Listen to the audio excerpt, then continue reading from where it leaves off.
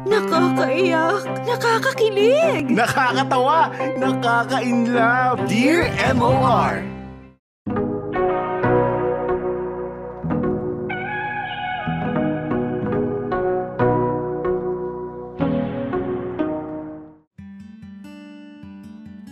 Dear MOR, magandang araw sa lahat ng nanonood at nakikinig sa inyong programa. Ako nga pala si Susan.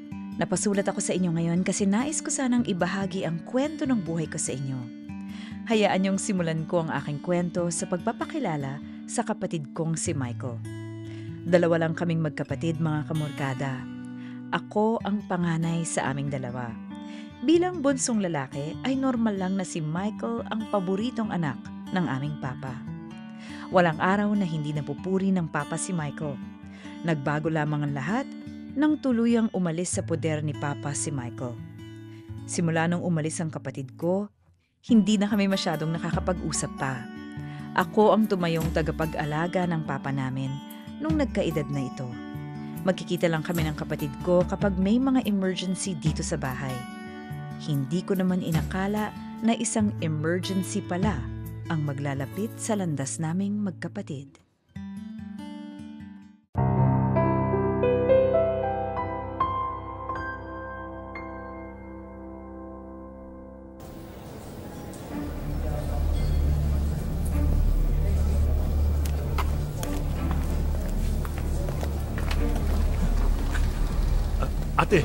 Ate Susan. Oh, Michael, buti naman at nakarating ka na. Pasensya na at natagalan. Naipit kasi doon sa buwisit na traffic. Asa na ba ang papa? Kumusta siya? Kasama siya ng mga doktor. Ano ba kasing nangyari? Magkausap lang kami kagabi ha. Bakit biglang sinusugod na siya sa ospital? Ang sabi kasi ni Manang, nagpahati daw ang papa sa veranda para makapagpahangin. Iniwan lang daw niya saglit tapos pagbalik niya, hirap na daw huminga ang papa. Anak na, di ba kabilin-bilinan ko? Wag iiwanan ng papa mag-isa. Wag ka nang magalit. Hindi naman kasalanan ni Manang to Saglit lang naman daw siyang umalis kasi nagpakuha nga ng tubig ang papa. Kahit na. Alam naman niyang hindi maganda ang kalagayan ng matanda. Sinabihan ko pa si Manang na wag nang iiwanan ng papa kasi baka kung anong mangyari, tingnan mo tuloy. Asan ba ang papa? Halika at pupuntahan na natin.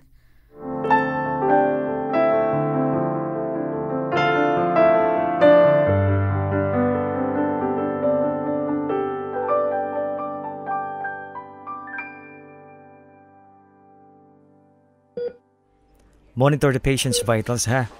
Update niyo ako kung may changes. Good afternoon, Doc. Good afternoon po. Susan, ikaw pala. Michael, I presume? Yes, Doc. So, Doc, kumusta na po ang lagay ng papa namin? Well, tatapatin ko na kayong magkapatid. Hindi maganda ang lagay ng papa nyo. Sa ngayon, minomonitor namin ang vitals niya. At naka-intubate na din ang pasyente. So, nakakahinga naman ng maayos ang papa namin, tama? Magiging okay naman siya, di ba, Doc? Well, tulad nga ng nasabi ko kanina dito kay Susan, we are doing everything we can para matulungan ang papa nyo. Pero dahil nga sa edad ng pasyente... anong ibig sabihin niyo, Doc? I'm sorry to say this, mahinang-mahina na ang papa nyo. Abuti na nga lang at nandito si Susan... At nakapag-decide siya agad na ma-intubate ang papa nyo. Siyempre sinabi ko kay Doc na ilagay na agad yung tubo kay Papa. Kung makakatulong gawin na nila ang lahat, hindi ba? Yes, and rest assured na ginagawa namin ang lahat para maging komportable ang pasyente. Teka lang, Doc, teka lang. Help me understand. When you say na baka mahirapan ang pasyente, do you mean na hindi nagagaling ang papa? Akala ko ba'y ginagawa niyo ang lahat? Yes po, ginagawa namin ang lahat. What I'm saying is, with the complications na dala ng karamdaman niya, we can only hope for the best. Hope for the best? Anong hope for the best? Michael! Teka lang naman, Doc. Sigurado ba kayong nagawa niyo na lahat? Ilang oras pa lang ang papa namin dito sa ospital tapos ganyan na agad ang sasabihin niyo sa amin. Parang may mali naman yata doon, Doc. Huwag niyo munang sabihin hope for the best. Do your best. Michael! Huwag po kayong mag-alala. Nakamonitor po kami sa pasyente. If anything comes up, kayo ang unang makakaalam. If may tanong pa kayo, just look for me, okay? Maiwan ko muna kayo magkapatid. Salamat, Doc. Anytime. Michael, okay ka lang ba? Michael, I need to make some calls. Kumuha tayo ng second opinion. Hindi ako papayag na ganun-ganun lang. kailangan mo ba ng tulong? Tama na siguro nagawa mo dito, ate. Sobra na nagawa mo dito. Michael naman, I need to go. Maiwan muna kita.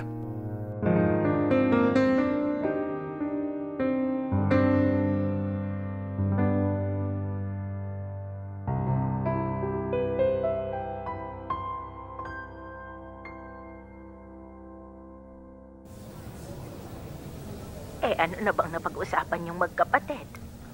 hindi pa nga kami nakakapag-usap ng maayos ni Michael. Simula kanina pa. Kanina pa siya may kausap sa telepono at hindi ako makasingit. Ganun ba? Kumusta naman daw ang kuya? Hindi maganda ang lagay ni Kuya Tita Helen. Sa ngayon kasi, yung tubo ang humihinga para sa kanya. Nako, ganun ba? Hindi raw ba nahihirapan ang kuya? Ang sabi ng doktor na tumitingin sa papa mas maganda nga raw na alisin na lang ang tubo para mas maging komportable ang papa. Matanda na rin kasi ang tatay ninyo. Hindi siguro nakatulong yung walang tigil niyang paninigarilyo noon. Oo nga ho Kumusta ka naman? Oo. Sabi ko, kumusta ka? Ngayon lang kayo ulit nakapag-usap nitong si Michael, hindi ba? Okay naman, tita. Pagdating naman sa papa, okay naman kaming dalawa. Mabuti kung ganon. Ang importante, iisang gusto niyong mangyaring magkapatid. Tama po kayo. Nakapagpahinga ka naman. Hindi nga ako nakapagpalit man lang ng damit bago umalis ng bahay. Pahinga pa kaya? Huwag kang mag-alala. At naghahanda na rin kami ni Manang dito. Susunod kami dyan pag nakatapos na kami. Sige po. Basta, kumapit lang kayo, ha? Gagaling ang kuya. Basta, huwag kayong susuko. Kakayanin niya yan. Tama ho kayo. At saka, huwag kayong mag-alala. Tuloy-tuloy ang dasal namin dito sa bahay. Karamay niyo kami.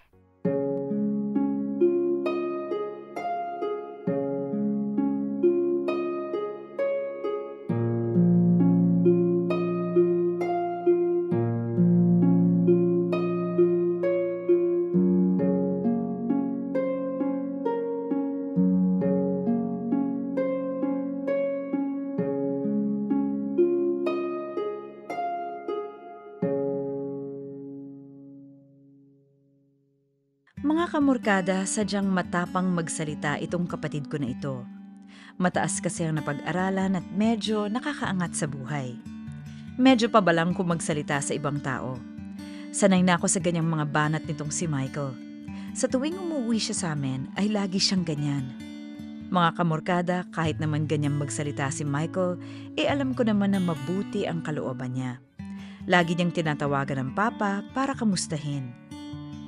Kitang-kita ko ang saya sa mukha ng aming ama pag nakakausap niya si Michael. Kaya nga pag nagkikita kami, ay lagi akong gumagawa ng oras para makapag-usap din kaming dalawa.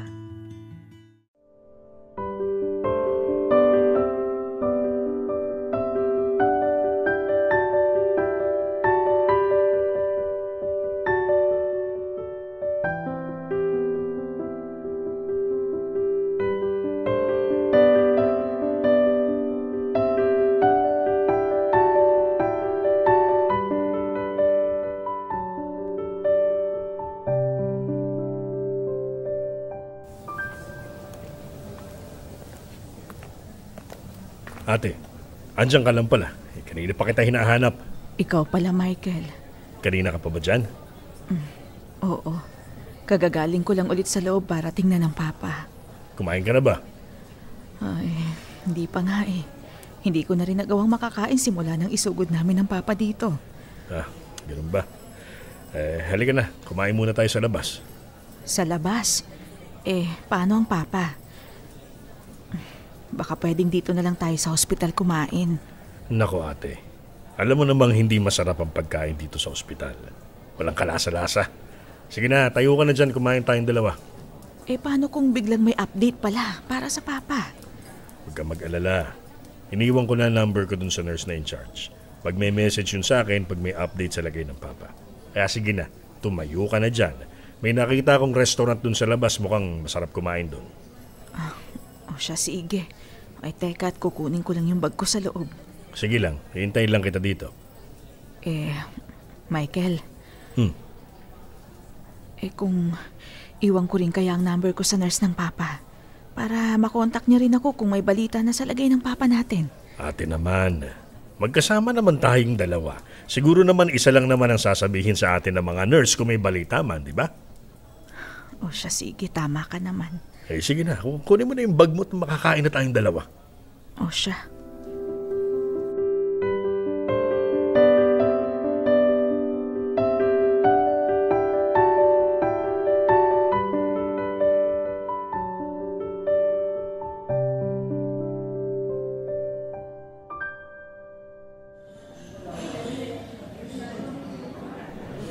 Kunin na lang namin itong package 1. Okay, sir. Package 1. Padagdagan na lang ng extra rice, ha?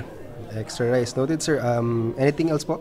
Ikaw, ate, baka may gusto ka. Huwag kang mag-alala, sagot ko na to. Okay na ako, salamat. Sure ka? Sige, yun na lang muna. Pauna na lang ng tubig, ha? Okay, sir.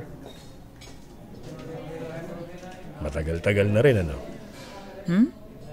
Matagal-tagal na rin nung huli tayong nakakain sa labas na magkasama. Oo. Buhay pa ata ang mama nung huli tayong nakakain sa ganitong mga restaurants. Oo nga Matagal na nga. Naalala mo yung isang beses na kumain tayo sa paboritong restaurant ng mama? Yung nauna tayong tatlo kasi nasiraan ang sasakyan ng papa? Bata pa tayo noon. Hindi ko na masyadong matandaan Ikaw ate napaghahalata na ang edad mo. Tandang-tanda ko yung araw na yun kasi kahit ilang beses kong sabihin sa mama na gutom na ako, ayaw niya ipagalaw yung pagkain kasi wala pa daw ang papa. Oo. Natatandaan ko na. Lumamig na at lahat yung pagkain natin. Hindi pa rin dumadating ang papa. Tama. Buti na lang talaga at medyo bumigay na rin ang mama at pinakain na tayo. Nakatulong din na tunog ng tunog yung sikmura ako sa gutom. Sobrang tagal na ng panahon na yon. Simple lang ang lahat noon. Tama ka dyan. Wala pang mga bills na iniintindi, walang mga anak na kailangang pag-aralin, at walang mga problema na hindi natin kayang solusyonan. Hello, sir, ma'am. Here's your water. Heto na rin po yung lumpiang ubod and yung sauce. Oh, thank you. Ba't ka napapangiti dyan? Lumpiang ubod talaga. Abay, bakit? Wala. Naalala ko lang kasi na tuwing nakakasama ko ang papa sa pagmemerienda lumpiang ubod ang lagi niyang pinapabili. Talaga ba? Oo. Kaya nakakatuwa naman. Pareho din kayo ng gusto. Wala akong matandaan na kumakain ng lumpiang ubod ng papa. Kapag kasi kami magkasama, laging yung pandesal na may palamang kondensada kinakain namin. Lagi ko rin kasing request sa kanya yon. Wala kaming ganyan ng papa. Basta kung ano lang yung gusto niya, yun ang kinakain namin. Hindi ako humingi sa kanya ng kahit na ano. Masaya na kasi noon basta magkasama kami. Ganun ba? Alam mo, parang may naalala nga ako na may kinalaman sa paboritong pagkain ng papa. Hindi ko lang talaga maalala kung kailan, pero parang naaalala ko nung minsan akong inutusan ng papa na kunin yung pinabili niyang lumpiang ubod. Sabi ko naman sa iyo Huwag ka mag-alala. Magiging okay lang ang papa. Malakas yun. Daig pa kalabaw. Kung ano man yung pinagdadaanan niya, tsak kung kakayanin niya yan. Sana nga. Tsaka may mga nakausap na ako na willing magbigay ng second opinion. Makakahanap tayong lunas, ha? Kaya sige na, kumain ka na. Baka mamaya niyan tumawag ng ospital. Sige.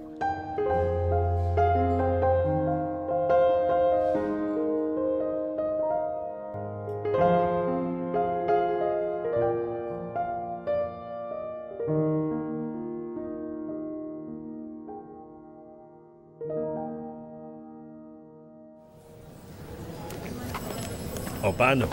Maiwan muna kita ha, may tatawagan pa akong espesyalista. Okay ka na dito? Oo, sige lang. Tawagan mo na yung tatawagan mo. Sabihan mo na lang ako pag may balik na yung doktor ha. Konting intay na lang ha. Magagawan ko ng paraan to. Sige na. Ako na muna ang bahala dito.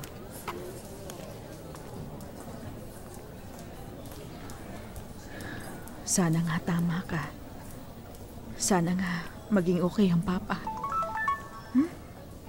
Oh, si Noel tumatawag. Hello? Noel? Nak? Hello, Ma. Napatawag ka, Nak? Kukumustahin lang sana kita. Nabalitaan ko kasi yung nangyari kay Lolo. Kanina pa dapat ako tatawag kaso hindi ako makasingit sa trabaho. Okay lang naman, anak. Busy ka eh. Nakakain ka na ba, Ma? Tinawagan ko si Manang. Sabi ko, dalang ka na pagkain dyan. Ay naku, sana hindi ka na nag-abala pa. Dumating ang tiyuhin mo. Kumain kami sa labas kanina. Ah, talaga ba? Andyan si Uncle Mike? Oo, kaya wag ka na mag-alala ha. May kasama ako dito. Sige. Basta, alagaan mo rin yung sarili mo, Ma, ha? Susubukan kong umuwi mamaya. Kung nandiyan ka pa sa ospital pag uwi ko, edi susunduin na kita. Oo, sige. Mag-iingat ka, anak, ha? Kayo din po, Ma. I love you. Love you to, Nak.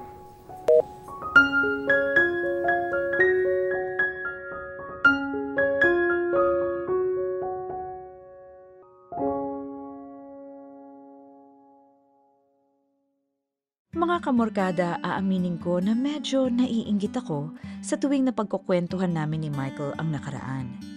Bilang paboritong anak ay lagi kay Michael nakabaling ang atensyon ni Papa. Kahit na nga noong umalis si Michael, siya pa rin ang bukang bibig ng aming ama. Kahit na ako ang laging kasama ng aming ama sa araw-araw, tanging ang pinakamamahal niyang bunso ang gusto niyang nakakausap.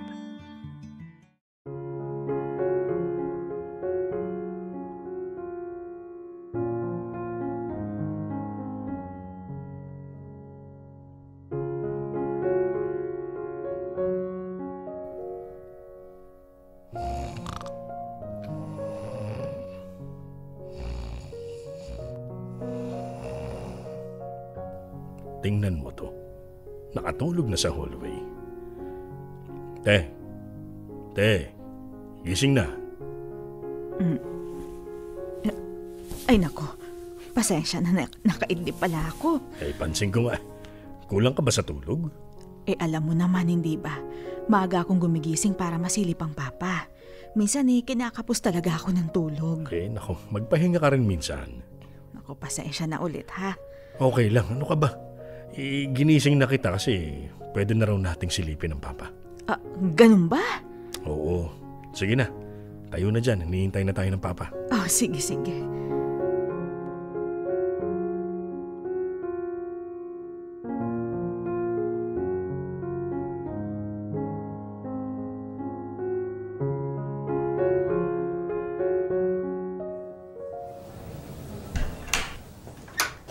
Hello, Doc.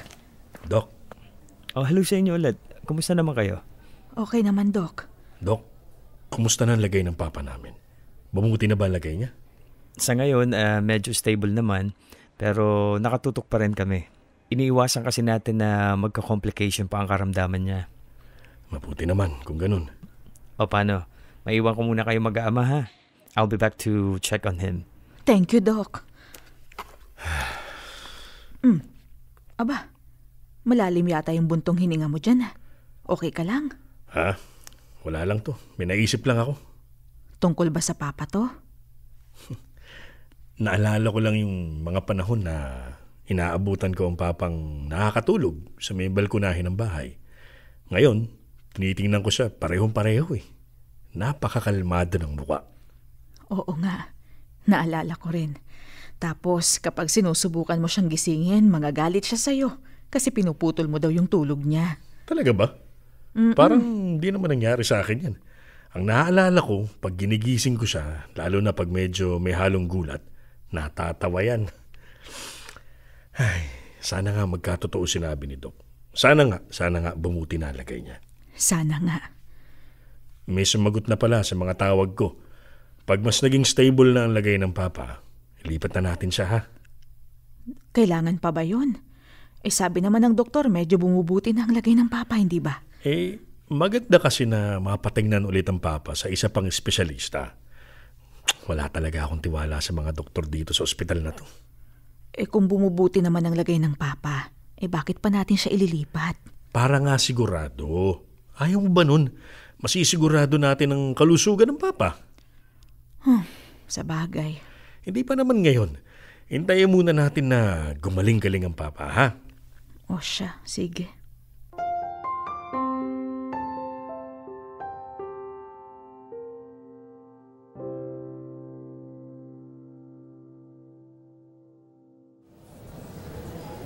Oo.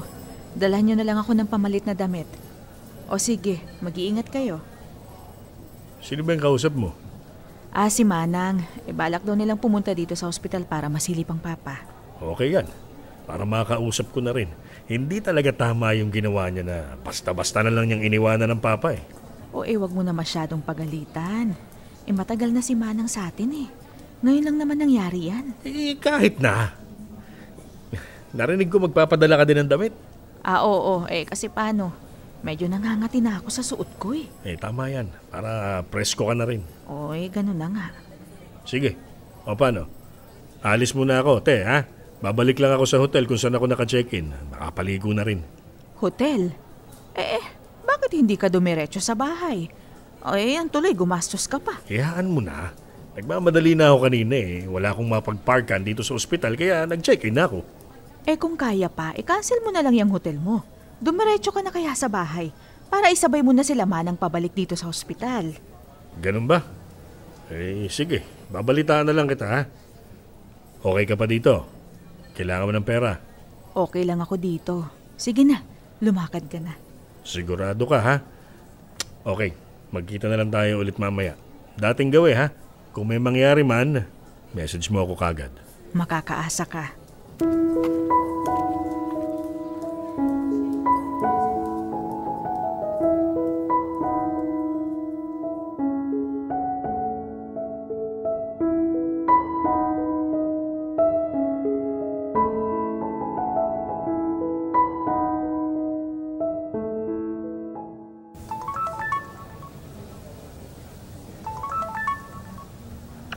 Hello? Manang? Hello, Ate Susan. Ba't napatawag ka? Ano po kasi, malapit na po kasi kami lumakad ni Ate Helen papuntang ospital. Itanong ko daw po kung may papadala pa daw po kayo. Wala naman. Yung damit lang sana. Uuwi dyan ng Kuya Michael mo. Sabi ko, isabay na kayo pabalik dito sa ospital. Ganun po ba? Sige ho. Ate. Kamusta na po ang papa niyo? Ayun, medyo okay naman na. Sabi ng doktor stable naman na daw. Mabuti naman po pala kung ganun. Ate. Ano yun, Manang? Gusto ko sana humingi ng tawad sa inyo. Pasensya na po at napabayaan ko ang papa niyo. Naku, hindi nyo kailangang humingi ng tawad, Manang. Wala namang may gusto sa nangyari. Huwag niyong sisihin ang sarili niyo, ha? Gusto ko rin ho humingi ng tawad sa inyo at kay Kuya Michael na rin ho. Okay lang, Manang. Sabi ko nga kanina, huwag nyo na masyadong intindihin. Okay po. Magkita na lang po tayo mamaya. Sige na, Manang.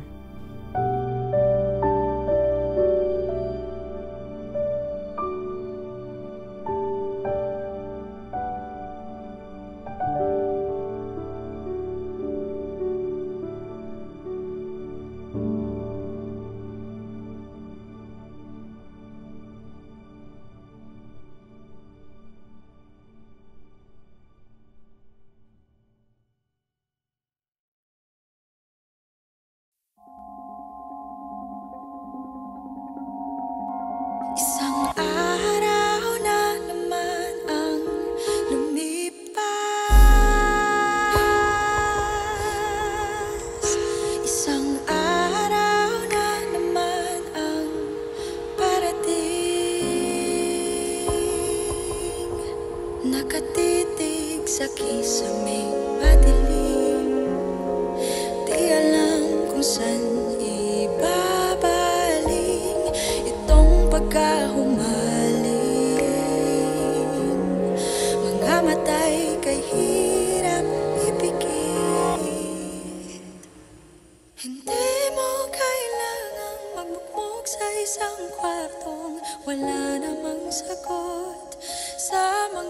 tanong, lumabas ka, tagay maglakad-lakad sa isang daan na may patutunguhan. Ikaw may nabibiyak, ika'y di nag-iisa, lahat ay di pa huli. Isang araw na naman ang lumipas. Isang araw na naman ang parating. Nasa gitna ng pagtulog at pag-isip, walang tigil ang takbo ng isip. Di na mahabol ang oras, ikaw na ba'y nangangamba?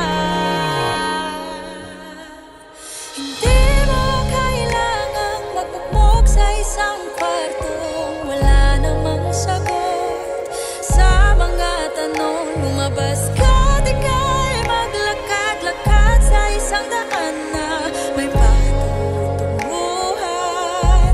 Ikaw may nabibiyak, ika'y di nag-iisa, lahat ay di pa huli.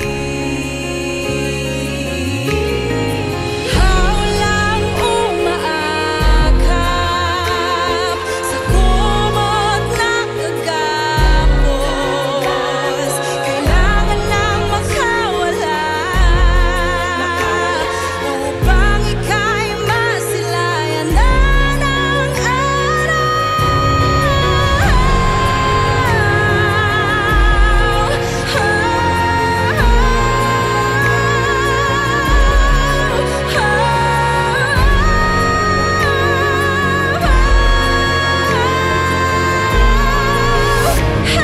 Hindi mo kailangang magpupok sa isang kwartong wala namang sagot sa mga tanong. Lumabas ka, di ka'y maglakad-lakad sa isang daan na may patutunguhan.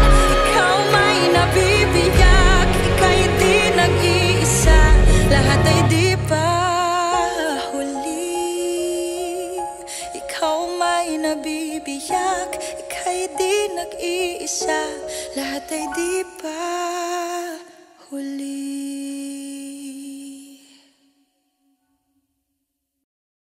Dear M.O.R.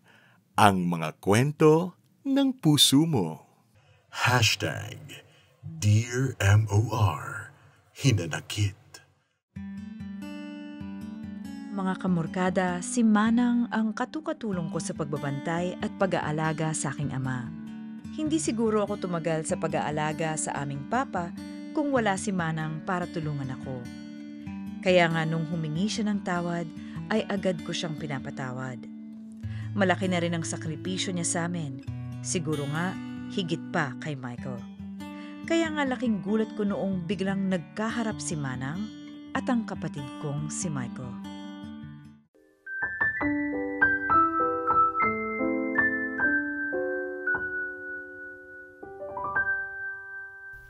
Magandang araw po, ma'am. Checking lang po sa pasyente. Sige lang. Okay na po, ma'am. Thank you po. Thank you rin, nurse.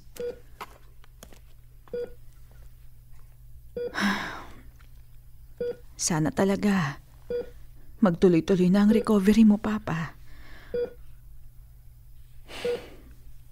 Ilang oras ka pa lang dito sa ospital pero ibang-iba na ang itsura mo. Sana talaga maging okay ka pa. Gusto ko kasi pag nagising ka at makita mo na nandito si Michael. Di ba, matagal mo na siyang hinahanap. Heto na oh. Ikaw na ang pinuntahan niya. Kung hindi ka pa nagkasakit, baka hindi ka pa binisita nun. Si Tita Helen tumatawag. Hello? Hello? Susan? Asan ka? Nandito po sa loob ng ospital sa tabi ng Papa. Bakit po? Lumabas ka nga muna.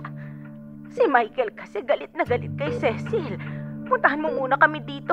Dali na. Si Manang? Sige po, sandali lang po. Pupunta na po ako dyan.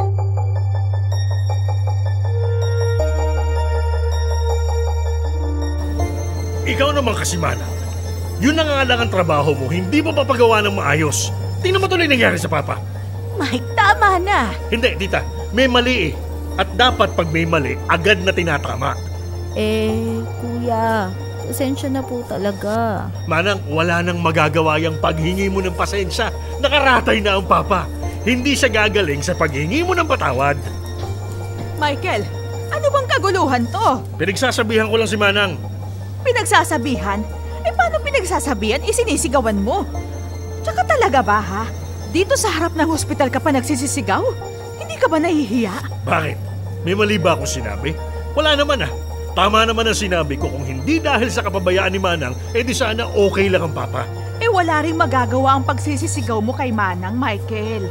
Hindi gagaling ang Papa sa pasigaw-sigaw mo. At least ako may ginagawa. Ikaw nga kung tutusin, pabaya ka rin eh. Babantayan mo na nga lang ang Papa, hindi mo pa nagawa ng maayos. Ano ka mo? Narinig mo ako. Si Papa na nga lang ang babantayan mo, hindi mo pa magawa ng tama. Tumigil ka na, Michael. Kung hindi pa ako dumating, baka mas lalong lumala ang kalagayan ng Papa. Hindi mo alam ang pinagsasabi mo, Michael. Wala kang alam. Manang, Tita Helen, tara sa loob. Sige, Manang, tara na. Sige po, ma'am. Michael, hindi mo alam kung ano yung mga pinagdaanan ko, ha? Kaya wala kang karapatan. Wala kang karapatang pagsabihan ako ng ganyan.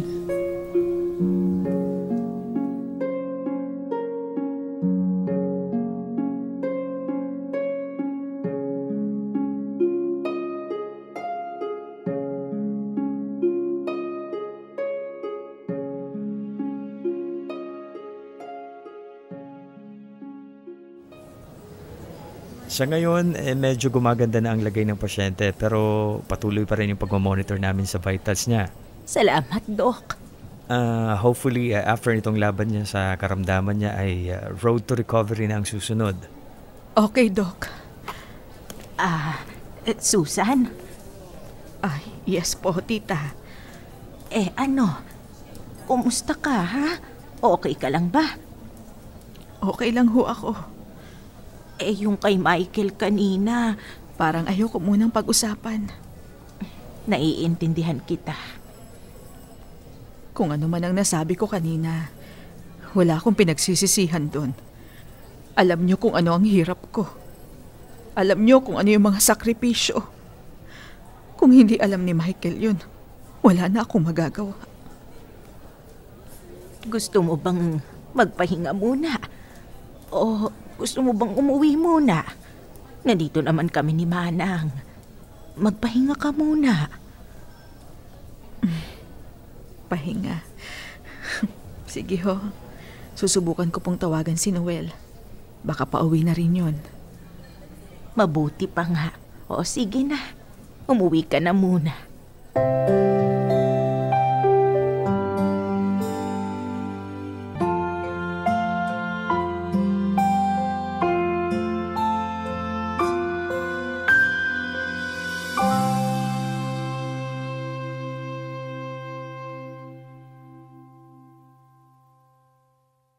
Mga kamorkada, talagang sumabog na ako kanina. Lahat ng naipong pagod at sama ng loob ay nailabas ko na. Ganun talaga siguro kapag matagal mong kinikimkim ang lahat ng nararamdaman mo. Kapag puno ka na, sasabog ka na lang bigla. Totoo naman kasi ang sinabi ko, walang alam si Michael. Wala siyang alam sa mga paghihirap ko. Ang tanging alam niya lang gawin ay tapalan ang mga problema na siya mismo hindi niya kayang harapin.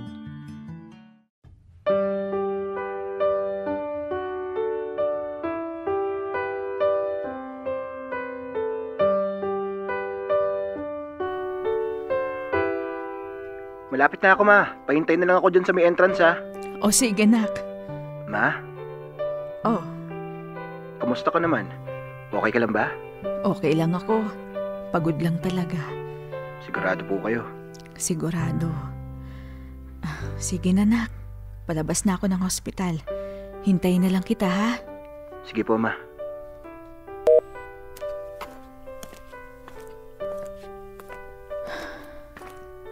Ate Susan?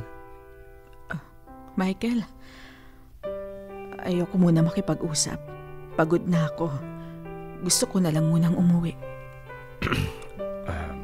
May susundo ba sa'yo? Oo, malapit na daw si Noel. Siya na ang maghahatid sa akin sa bahay. Ganun ba? Tawagan mo. Sabihin mo ako nang maghahatid sa'yo. Ano? Samahan na lang kamo niya ang Tita Helen sa ospital. Ako na maghahatid sa'yo. Michael? Sige na. Tawagan mo na si Noel. Sige.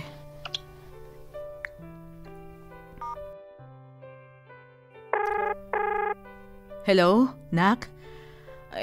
Huwag ka na masyadong nagmamadali, ha? Ihahatid na lang daw ako nandito, Michael mo. Oo, anak. Oo nga. Okay lang ako. O sige na, ha? Pagdating mo dito sa hospital, puntahan mo kaagad ang Lola Helen mo, ha? Okay, sige. Ingat, Nak. Okay ka na? Oo. Tara. Sige.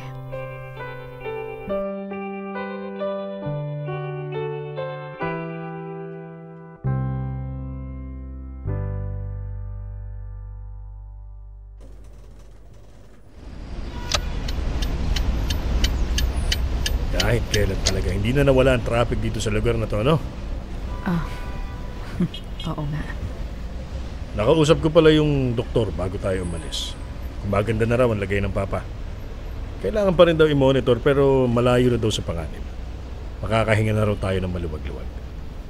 Mabuti naman kung ganun. Ate, kumusta ang buhay mo? Ang buhay ko? Kumusta ka sa araw-araw? Nahirapan ka ba?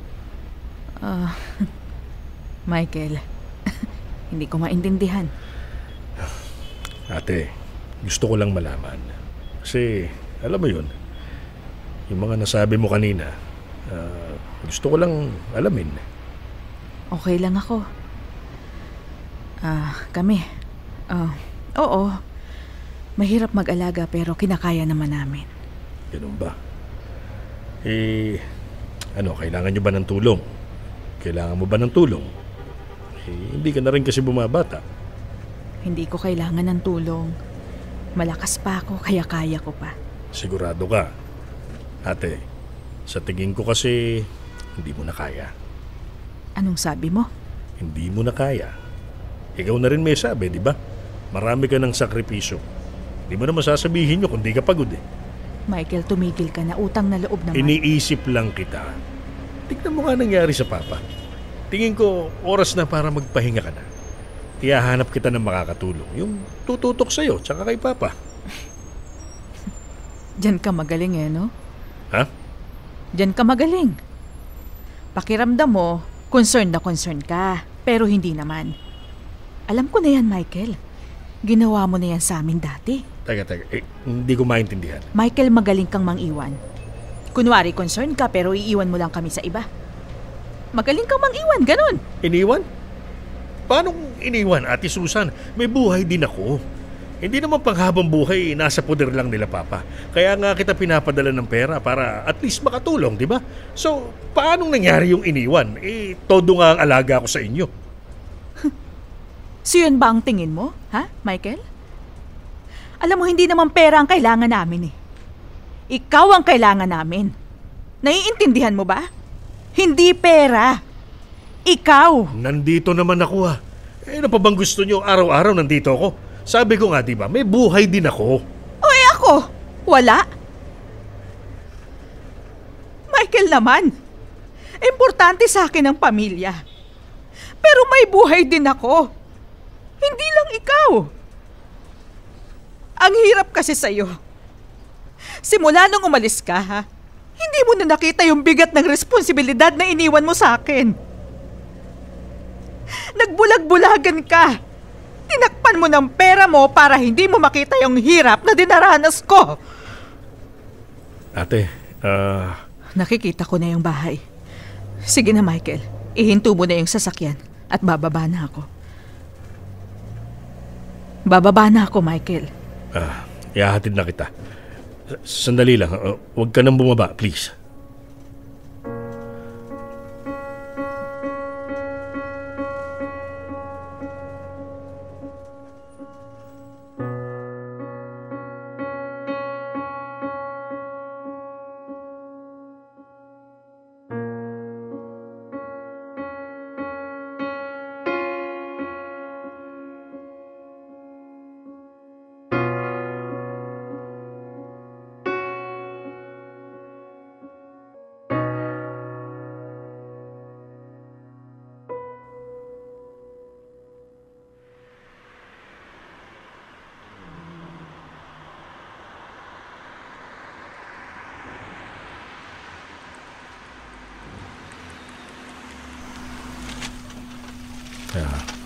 Babalik na ako ng ospital. Tatawagan na lang kita pag may update. Magpahinga ka na lang muna. Sige. Kung may kailangan ka, tawagan mo lang ako.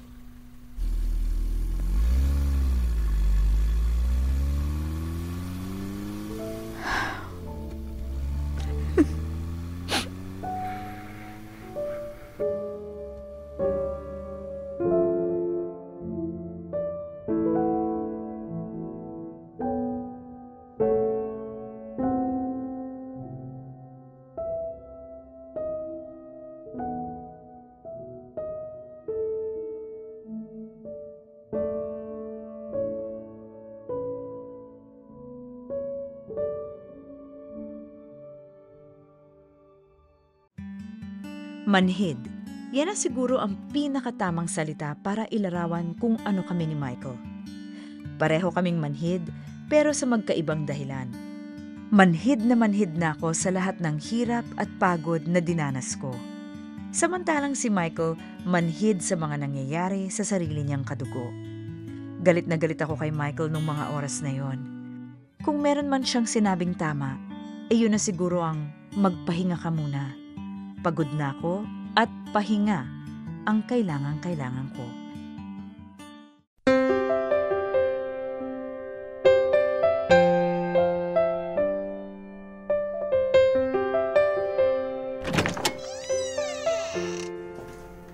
Oo, kararating ko lang. Nandiyan pa ba si Tito Michael? Wala na. Nakaalis na kanina pa. Ganun po ba? Kumusta naman ang lolo mo? May pagbabago ba? Eto, mukhang ayos na, Ma.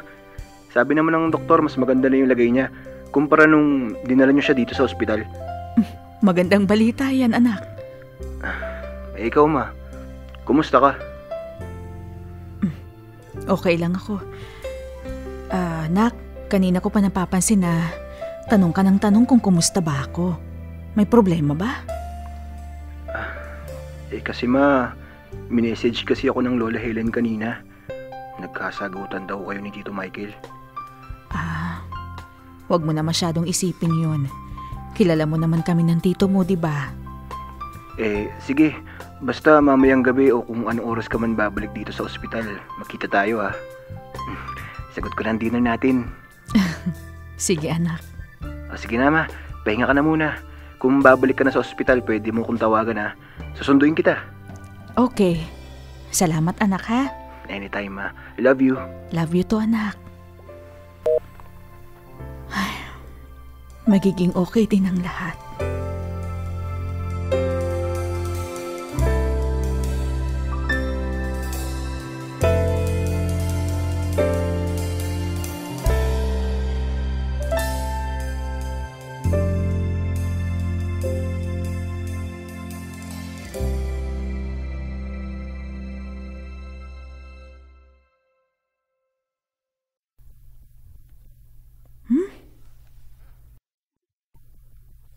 Heto, sandali na lang.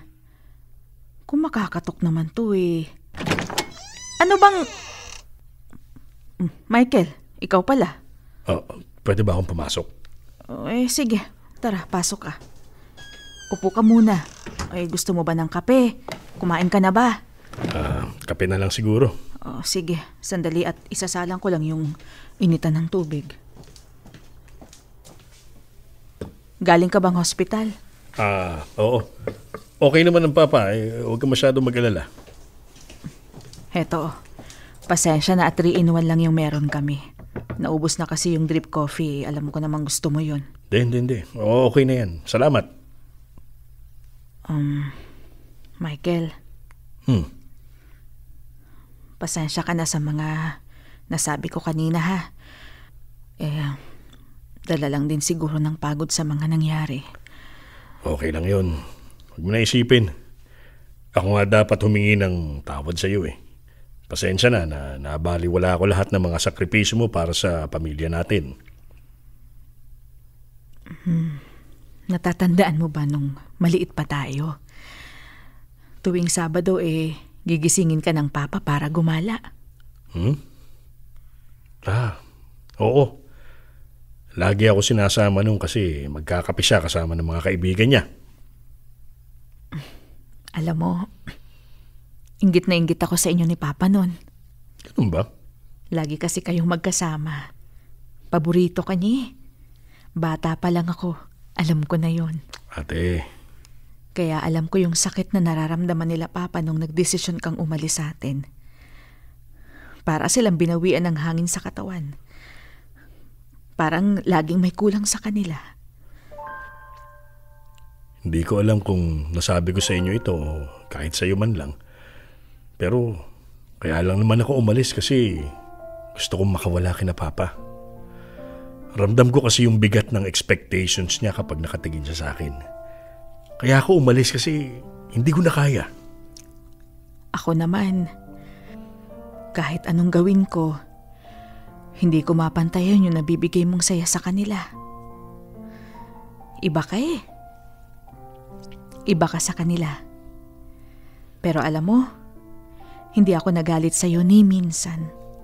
Kasi sa loob-loob ko, ang gusto ko lang naman nun makasama ang kapatid ko na gumawa ng masasayang alaala.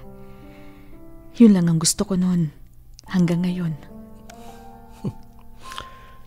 Talagang mga biktima tayo ng pagkakataon Kung sino ang gusto, siyang umalis. Kung sino naman ang ayaw, siyang naiwan.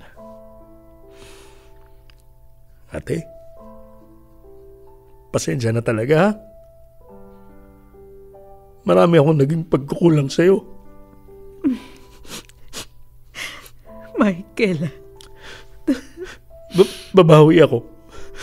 Babawi ako sa'yo, ate, pangako.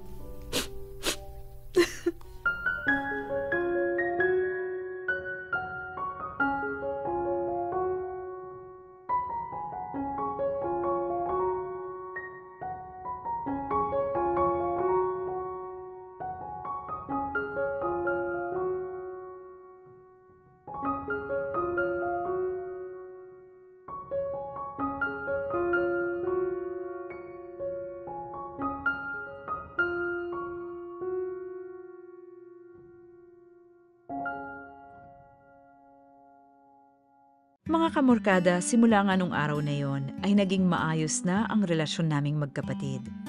Siguro kailangan lang talaga naming mailabas ang sama ng loob namin para tuluyang maghilom ang sugat na naiwan ng nakaraan.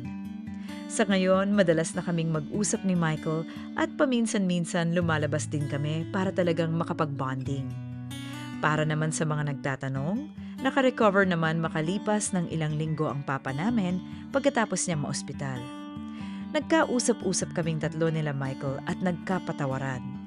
Yun lang naman ang kailangan namin bilang pamilya. Sa ngayon ay maayos na ang pamumuhay naming buong pamilya. Sa tulong na rin ni Michael ay nakakuha na kami ng isa pang tutulong sa pag-aalaga sa aming tumatanda na papa. Mas nagkaroon na ako ng oras para sa sarili ko at pati na rin sa pamilya ko. Hanggang dito na lamang muna ang kwento ko mga kamorkada. Sana ay may napulot kayong aral mula dito. Maraming salamat sa pakikinig.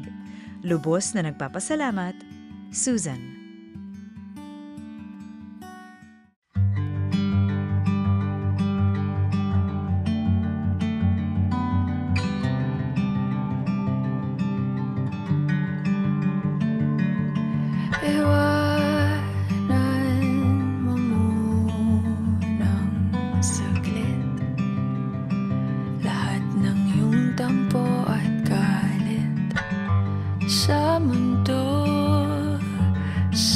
gulo at sarili.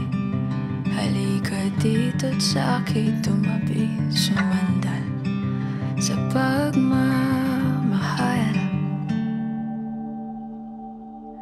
Papahiram ko sa iyo ang aking dalawang mata para malaman mo kung paano kita nakikita.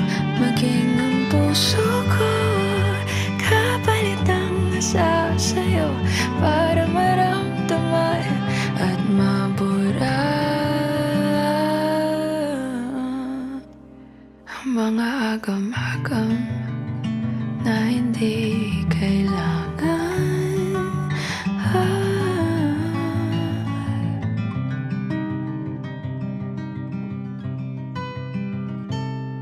Hindi man kaaya-aya ang ngayon. Lahat ng bagay mayroong rason. Dahilan hindi mo man maintindihan. Ang langit pwede mong matakbuhan, sumandal sa pagmamahal. Ang pag-ibig ko ay di bulag. Papahiram ko sa iyo ang aking dalawang mata para malaman mo kung paano kita nakikita. Maging ang puso ko kapalit ng nasa sa'yo para maramdaman, nilalambay. Pupurahin natin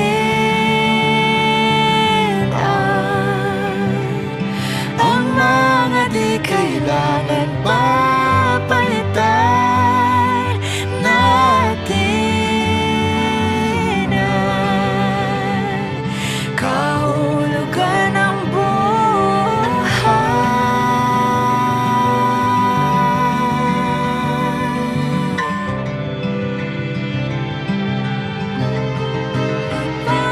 Papahiram ko sa iyo ang aking dalawang mata para malaman mo kung paano kita nakikita.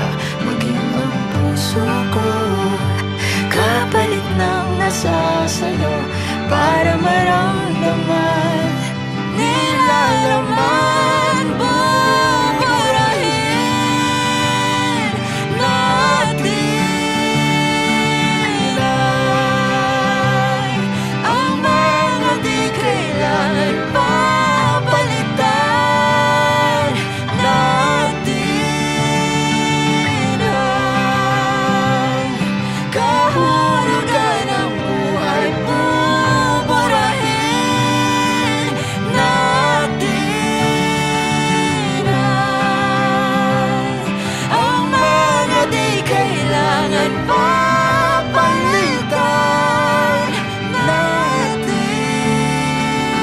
ang kahulugan ng buhay. Kahulugan ng buhay. Papahiram ko sa iyo ang aking dalawang mata para malaman mo. Maging ang buhay ko'y sa'yo ibibigay.